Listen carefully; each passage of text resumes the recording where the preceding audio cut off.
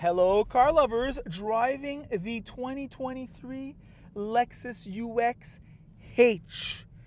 What is it? All-wheel drive F-Sport. I gotta read it because it's this long, but that's okay. What to say about this vehicle? First, an overview. The Lexus UX 250H is a subcompact luxury crossover. The UX stands for Urban Explorer, I'm unsure about 250, and H means hybrid. Lexus has refreshed the UX, larger touchscreen, F-Sport design offered, new active variable suspension on the F-Sport 1 and 2, enhanced body rigidity and quietness.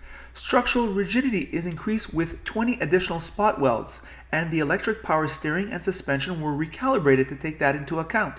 New run-flat 18-inch tires reduce road noise and vibration, the sort of R&D you'd expect from a high-level car company. The infotainment is larger with better resolution.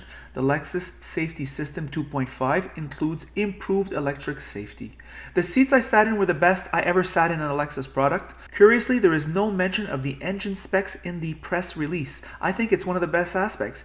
Since it eats so little gas, it has a 40-liter gas tank, a 2-liter naturally aspirated engine with the famous D4S direct and indirect fuel injection system, which ensures reliability. It comes with a CVT and delivers 5.7 liters in the city and 6.2 liters on the highway. That's 25% better than the best gas-only engine fuel economy. It produces 181 horsepower and is all-wheel drive. This is the best Lexus I've driven since IS300.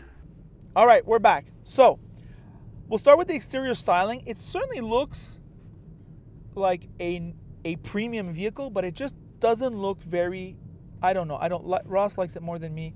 I don't find it that pretty. The color's nice, everything, but I just find it looks, I don't know, ungainly. It also has that all-wheel drive that Quebecers have a hard-on for, and why not? The winters here. Winters are not about to go away despite what some Quebecers think, and that's just the way it is. It's reassuring in the snow, no question, no question. On the inside, I think on the inside is where Lexus is so strong. Now, it is a confined space. We have good width. Like this, it feels subcompact. Sitting behind myself, my knees are grazing a soft seat, so doesn't bother me. The backrest is not too vertical in the back, but here in front, it's a class act. The seats, these are the finest Lexus Toyota, you can add Toyota in that, seats I've ever sat in. This concave that normally characterizes the Lexus F-Sport seats is non-existent. The supports for the legs not digging into me, really comfortable. The lumbar support just perfect.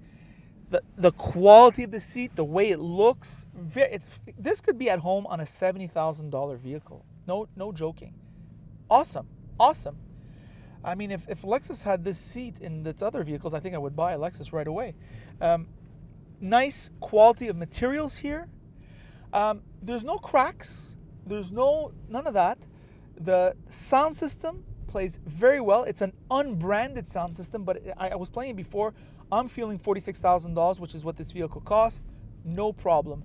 The infotainment, a little small, but very clear and oddly enough, easy to use. The climate control feels quality enough. It has quality feeling toggles. It feels totally price appropriate. This steering wheel is freaking awesome. The leather is a joy to hold. Feeling my money again.